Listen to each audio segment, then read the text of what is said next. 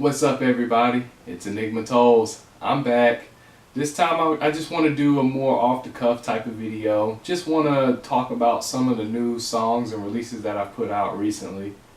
To sum everything up, I've been more so in a creative space, and I've just been on a writing rampage. I haven't stopped, just keeping it fluid, keeping it going, and I'm just loving the direction it's going. Just want to kind of take this time out to talk about some of the tracks and some of the ways that they came along, the process, and how I'm just trying to grow and evolve. Well, you're probably wondering, why am I releasing the songs the way I have been releasing them, which has been pretty much once every week. A lot of these songs have been created and written out over the past month and a half. And what I've been doing is I've been trying to perfect my writing, because in a lot of past songs I've noticed that sometimes it's not the big thing but the little things that make the bigger difference. So with that being said, on certain songs I want to try to learn how to finesse that skill, and some of these songs have been practiced for me, and so far so good. I mean, as far as reception goes, I definitely appreciate everybody checking them out. So I kind of want to give you a little behind the scenes on just how I've created them, the process, and where these ideas been inspired from. So let's get started. Mic Check. Mic Check was actually a song that I wrote when I was getting my wisdom teeth taken out, probably about 2 months ago or so. I was bedridden, so I spent a lot of that time writing. I'm just making up punchlines as I go. But that one was written in my spare time, just to get back in the swing of things after having my wisdom teeth taken out. And if you hear in the song, I was actually having the little sores and stitches in my mouth as that was happening. So that was pretty cool to kind of have that little element to it. And it was just a mic check. I got one of my older mics hooked up to my program, and I wanted to try to get better sound quality out of it, so therefore that's how Mic Check came along. The instrumental, I love the instrumental. As soon as it starts up, has a very jazzy type of flow to it, and just straight bars. I love that. Midas Touch. Midas Touch was that song that I knew was gonna be the one. It was that feeling like, oh, you caught one. Hence Midas Touch. That song actually, it kind of wrote itself. I just kind of sat back, had the pen, the pad, and I was going, and then I was like, you know what? How about I try writing these in my phone? So I started writing in my phone, and the way I approach an instrumental is different when I write in my phone. So that was really interesting doing that song. I wanted to do some vocal changes just to see what it would sound like, trying to play with different flows in between different verses to spice it up, keep it interesting. And I feel like I was successful with that. And I'm very glad that the reception has been well on that song. Very glad. Forget About It. Forget About It was the song that I wrote out of frustration. If you remember from the Pinnacle album, there was a song called Everybody Else, and it's my personal favorite song from the album, because it's just a song about my frustrations with the climate of the music industry, where you have to kind of become a bubblegum rapper, mumble rapper, in order to have some level of success in the game. And if you know me, I'm always about lyricism, skill, and just coming up with great music. But I also want to clarify that I'm not saying that there's something wrong with quote-unquote mumble rap or just that type of style. I mean, to be honest with you, I listen to it as well. It's hip-hop, it's music. If the music's good, then it's good. But what I also want to address is if I make a certain type of song, I make that certain type of song. This is the style I prefer to use. What's popular right now is just popular right now. That doesn't mean that I want to go out and go do that strictly because it works for everybody else. I'm very glad it does, and I congratulate anybody that's gaining success from that. But this is the way I want to do music. I don't have to have bass thumping every song so you can't hear what I'm saying to make up for my lack of lyricism. If you feel like that's a slight diss, then take it as that. I don't care. But my point behind all of that is,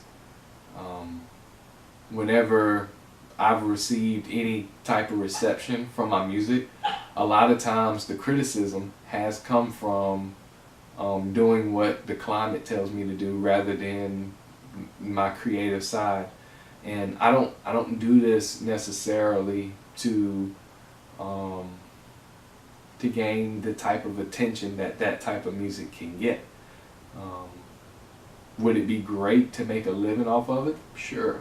That's just not the space that I'm in right now. I'm in more of a creative space, and the argument that I always bring whenever that type of advice comes my way is, what about 5 years from now when the music climate changes? Will these certain songs still hold value to you?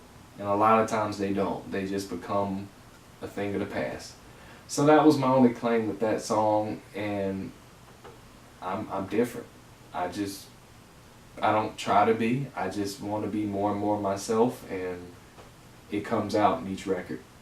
And if you don't like it, you can go listen to somewhere else. I'm not telling you to stay and tag along. I'm always about open opinions, and that's free to have them. And I don't ever want to shut anybody down from having their opinions, but I want there to be mutual respect. Insta is an interesting song because of the way it came about. For me, I kind of took the writing process from the stance of someone who was lazy, someone who is impatient, and I wanted to try to make each verse giving it a description of that particular person in that particular mind state, and what kind of things run through their mind. And then by the third verse, you see that those particular tendencies do not work in the end, and how it can lead you to, as you can tell in the song, where he gets kicked out of his parents' house. He starts to grow a little bit more as far as self-awareness goes, and I wanted it to be as laxed as possible so it doesn't come off as overtly preachy. That's why I chose the instrumental that I did. A lot of people did not catch the Bow Wow line, which was very interesting because the Insta part is a play off of Instagram, where a lot of impatient tendencies and social media can come from. So it was a play off of that, where I said in the last line of the hook, where I said, I cannot be playing with Insta fame, bow, wow, wow, wow. That was me playing off of Bow Wow and the fake plane private jet thing. It was just a little wordplay. Just sneak that one in there, and some people didn't catch it, which was cool. But it's just like a little slight sting. The imagery was interesting because I had my Fitbit on, and I took a picture of the 4:44 when it was 4 o'clock in the afternoon. And when I wrote Insta, it was around the time period that Jay-Z's 4:44 came out. So that was kind of like a little play there. I wasn't intending to do that, but it just happened that way. And the timing and things like that goes with impatience. But what shocked me was whenever I uploaded the song, I didn't know that it was 4 minutes and 44 seconds long.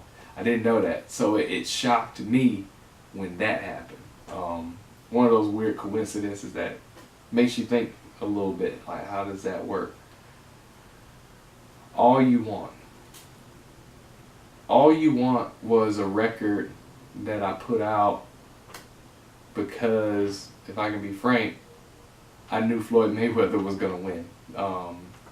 Just the boxing matches and stuff like that. I knew that the match was coming up and they were going to, duke it out, and a lot of money was on the table. I had my bets towards Mayweather. Didn't make any bets, but the song was already written long before the fight came out. And it was one of those songs where I wanted to try to test different vocal patterns and switching it up and being lyrical as I can be. And I was very glad about that, very glad how that one turned out to be. A lot of people are digging that instrumental and how it's a very chasey style of beat. And I'm just glad it's catching on. But yeah, I just want to kind of brush through some of these songs and why I'm doing it.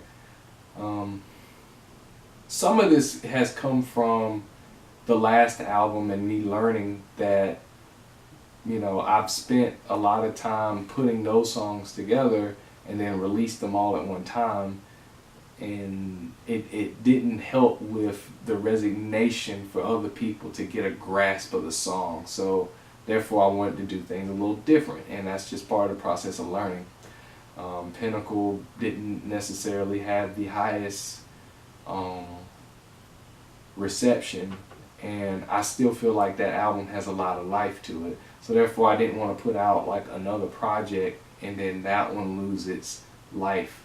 This one is this particular time period and season, I'm just trying to learn how to evolve and grow as an artist. And so when the next project comes up, I have something to say.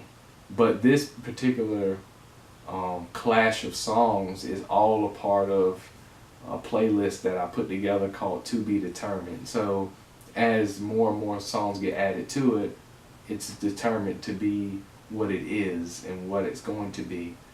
But it's also a playoff of being determined as a person.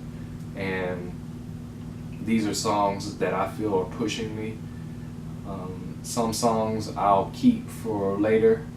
Some songs I may not use, but it's just to kind of give you a sense of my creative space right now and where I'm at. I'm still trying to evolve and grow and have fun with this thing called life,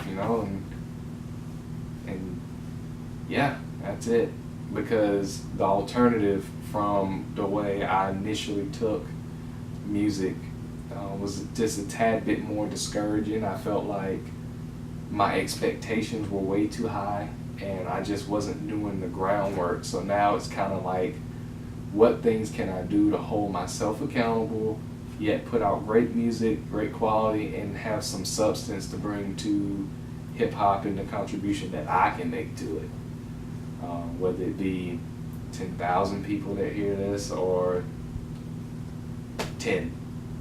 Whether it be some sort of contribution to somebody's life.